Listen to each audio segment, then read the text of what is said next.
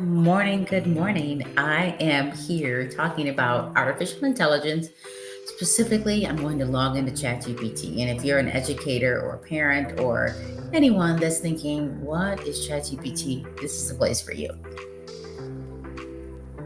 And yes, I do love my coffee cup and my coffee for that matter. If you are unfamiliar with ChatGPT, ChatGPT is what we call an artificial intelligence place where you can just ask it questions and it'll give you answers. We'll call that a query, just kind of questioning it. You go into a chat bot, you ask it a question, and it'll spit out information. Now, we can give it what we also call a command, query and command. The command it'll do something for you, like write me a lesson plan. I'm going to go ahead and share my screen. I'm going to log into ChatGPT and specifically OpenAI's ChatGPT. If you are unfamiliar with ChatGPT, this will probably be a good start for you. And so this is ChatGPT, and this is my free account. I do have a paid account. We're going to go into that one too. Basically, just to get started, you can go to sign up. I've already signed up using this Google account. So I'm going to log in. Log in with my free account. And as you can see,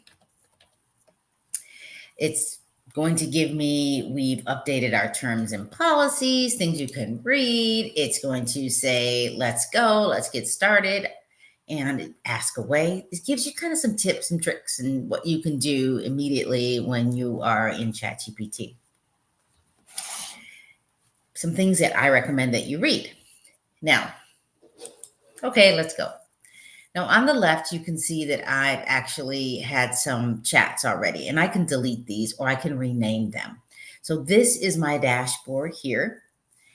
I can go to my settings here. Here are my settings.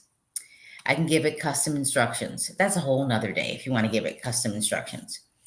And it'll give you some, the first thing it says is, how can I help you today? You can just have a conversation and ask it some questions. Like now this to me is very high level. Design a database schema, come up with concepts like for retro style arcades, write a thank you note, suggest fun activities for a family of four to do indoors on a rainy day.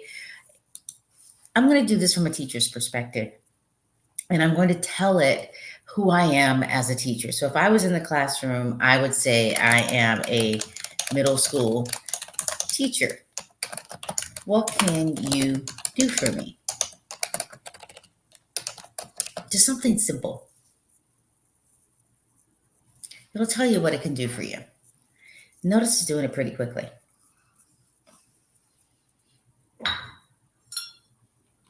Now, I'm going to take this same query because it's a query. And we also call these prompts. You'll hear things like prompt engineering, whatever the language is. I'm going to go over to, let's go here. And I want to log into my other account. Let's see. I'm going to go into my paid account.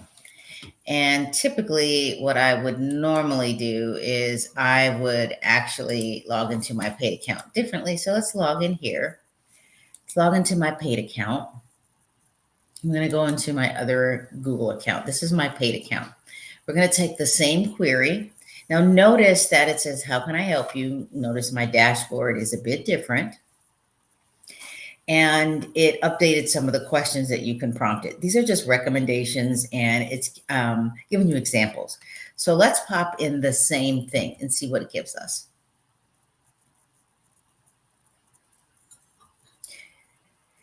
Now it's giving me some different things. This is ChatGPT 4. Now, if you are listening to the live right now and you would like to get updates, you can go to that bit.ly. It is case sensitive. You can take a picture of it if you want to log in later.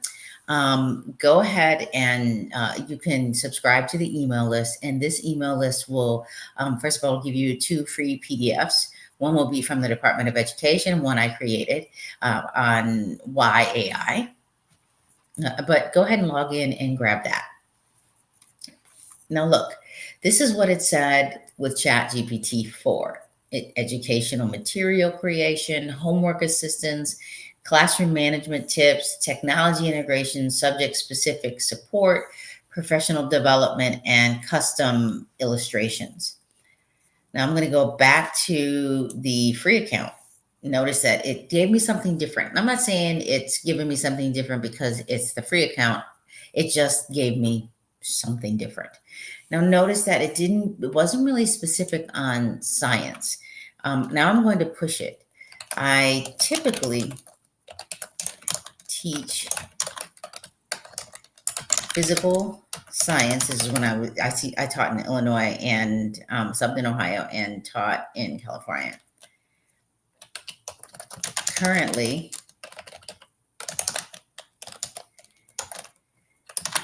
California uses the next generation science standards.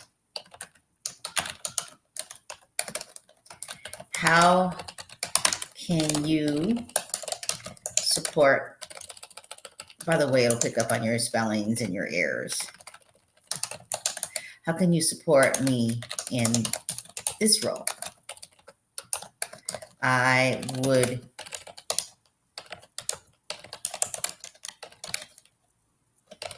am teaching grade 8. Just ask it. It's telling me what it can do. Now, I didn't ask it to do anything other than what can you do for me?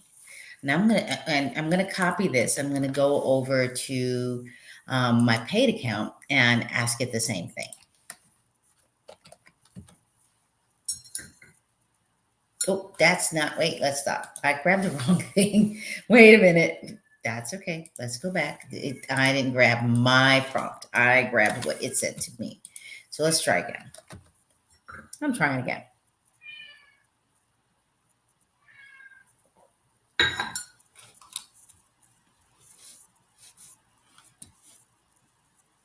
Custom quizzes. Now, this is what it said with the lesson planning. While it's thinking, I'm going to go back to this one. And it said lesson planning first, NGSS resources. Very similar concepts here. So, of course, the cat wants to talk to me now. Okay, so let's go back here. And we're going to say, actually, let's go to the free account. Create a lesson plan. Now we're giving it a command. Querying is going to tell me what it can do for me. Maybe it'll ask me, maybe it'll define something for me. It'll give me recommendations. I'm going to say, create a lesson plan using a physical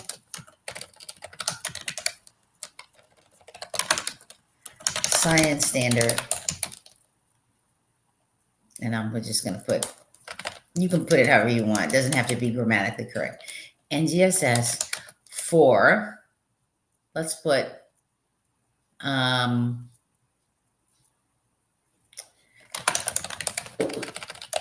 chemical equations. This will be over 2 weeks. I'm going to make it plain right now, just so, because we can push it and I'm aware of that. But this is the command. And when you give it a command, look what it gives you. This is the command that it gives you. So the difference between me asking it a query like, this is what I do, tell me what you can do for me, it gave me a list of ideas. Here,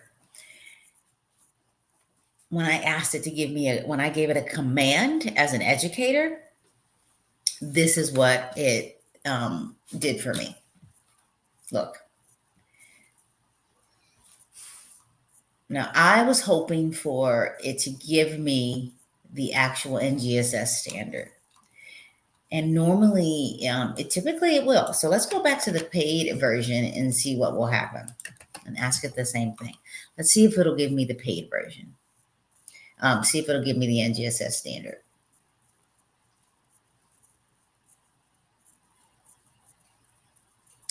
This time it gave me the NGSS standard. Now, I bet it would have given me it over there if I would have made it.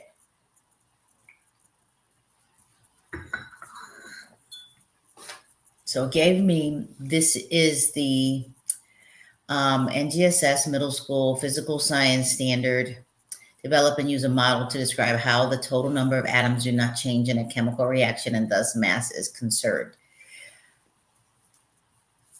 This is the performance expectation, as many of you already know, but this is kind of neat. Like it gives you an outline. Now, as a teacher, you may not want it to do everything for you. It will. Maybe you want to be a little bit creative and go, okay, gives me a great outline. Let me develop everything else. But if you wanted to develop the activity, it will. Like this one is a simple one. You can start with that in middle school. I like to start with, sodium and water, like pure sodium and water before I do chemical equations or I start with that chemical reaction. Yes, take them outside. They have goggles on.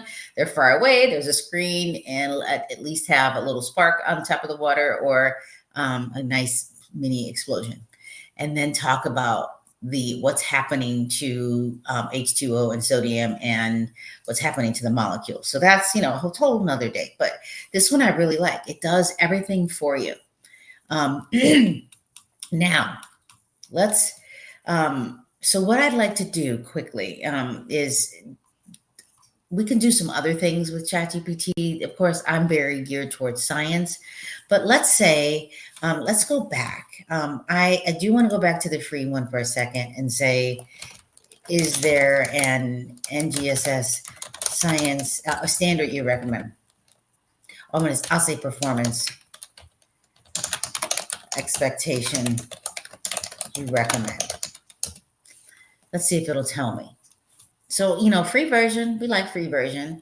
Let's see if it'll give it to me. It gave me a different one. Undertake a design project to construct, test, and modify the device.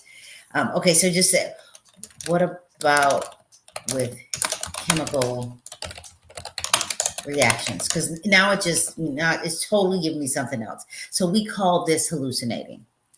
Meaning it's like it went off on a tangent. It didn't stick to what I was already doing. So I have to kind of bring it back and say, no, we were talking about this. It's kind of like that one student that interjects in the middle of the lesson plan and it has nothing to do with what you're talking about, but the student was thinking about it and needed to get it out. That's what ChatGPT just did. So, so this one's not bad. Analyze and interpret data on the properties of substances before and after substances interact to determine if a chemical reaction occurred. This is a good one. It's different than the other one, but you could develop a lesson plan. And honestly, you're not going to get them all. You could integrate and intertwine these expectations, for example. But again, I'm totally with, and it'll do this for the state standards as well for ELA and math. And it'll do that for any of the standards. But notice I had to push it a little bit here. Now what I want to do is say, write a parent letter letting families and students know what we will be working on based on the above lesson outline, because this really isn't a plan, it's an outline. So I'm going to grab this while it's thinking because I'm going to do it over in the paid version. But look at this. Like it tells you exactly what standard they're going to be working on. It's a nice letter. You probably could shorten it a little bit, but why not? Like this, you grab it. You can put it in Parent Square. You can put it in an email. Like this is what we're going to be doing. I might remind students about safety, remind them to use closed-toed shoes, maybe long sleeves, things like that. So now let's go over to the paid version and do the same thing. Let's see what it does for us.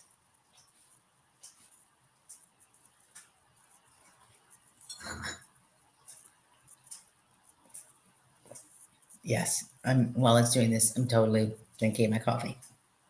Unit overview. Foundations of chemical reactions, advanced concepts. You know what I might even add? It tells you what's happening. Now, I'm not saying that you're going to do any of this, but let's say, oh, it added safety first. I wonder if it did that in the other one. Please feel free to reach out. You could have added your email. Look, 8th grade physical science teacher. Ooh, that's pretty nice. Let's go back here. Let's see. Did it say safety in this one? It didn't.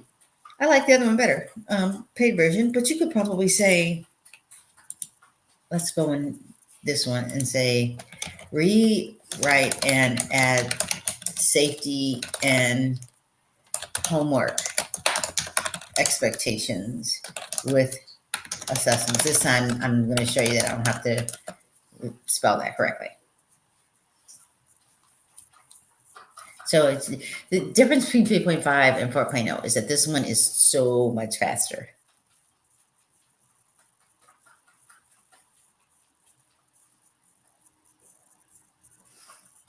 So, and again, this is just an example of a letter.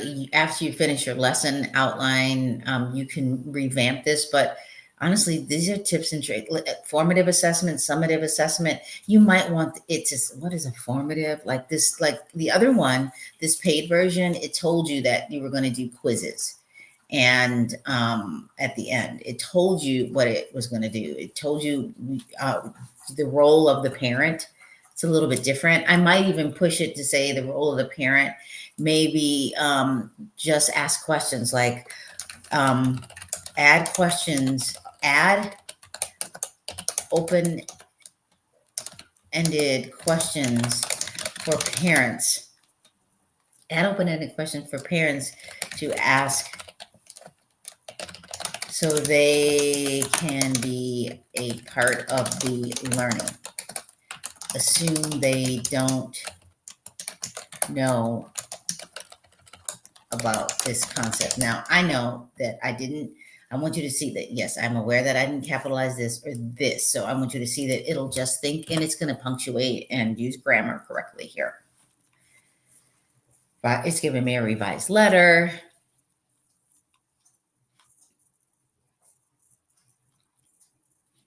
And it's a little bit, it's taking a little bit longer. When I say longer, it's still pretty fast. I'm going to go up here and grab this. And I'm going to go back to the free version and ask it to do that here. If it doesn't do bold and you want it to, all you have to do is say use markdowns like bold, italics, bullets, numbers, things like that, and headers. It'll do that for you. But notice that ChatGPT has gotten a lot smarter and started integrating this. So I like this. What are your thoughts on your child's exploration into chemical? So now I want to revise this. Questions will come from parents. So I'm going to redo that. Let me see what it did over in the paid version. And see, it did it the way I thought I wanted it to do here in the paid. What do you find most interesting in your chemical reactions class today? How does the experiment with vinegar and baking soda demonstrate? Like you might even say, do this question this week. Ask this question this week, because you're not going to ask all these at once, but at least it's an engaging process. But ChatGPT paid version, ChatGPT free version, you kind of get the same thing. Now, if you are just joining me, what I'm doing is demonstrating what you can do with ChatGPT as an educator. The free version works basically. This was the lesson. Now writing a letter for parents so they know what's upcoming, and then putting in Q&A for parents to be part of the process. Now, you can write your lesson. Of course, I'm a former science teacher in the classroom, so this is what I would have picked, but you can copy this. Like what I like is, I'm going to copy this. I'm going to highlight this letter. I'm going to copy it. And now I'm going to go to Google. I like using Google to create, let's just go directly to just a doc. I know it's small, so I'll make it bigger. And I can throw it in here. Look. Now, it didn't put all what we call the markdowns and the copy and paste, but you can highlight this. This is your letter. Like it it looks pretty good. Now it's a lot, but if you have parentsware or an email and you want parents to know about what you're doing, this works. Like for me, I like this. I could have taken that lesson plan.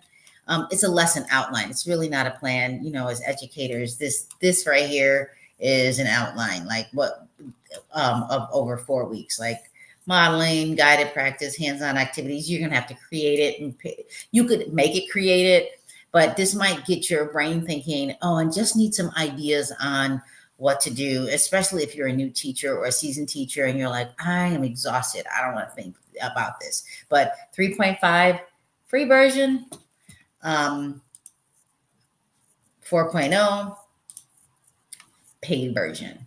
So those are some things that I totally would I would recommend, having fun with ChatGPT. Um, you are new to education or a seasoned teacher, you can go to, if you need free resources, you can go to my bit.ly that's there. Take a screenshot, for example, right there. It is case sensitive. Just sign up. Sign up. Immediately, you'll get 2 free downloads. The first one is the download of Why AI, and the second one you will really, really appreciate. The second one is The Future of AI by the Department of Education.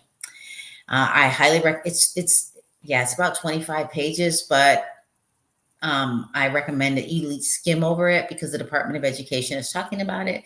And so if you're in California, and so is the California Department of Education, like, what are we going to do differently and how are we going to get in front of it as educators?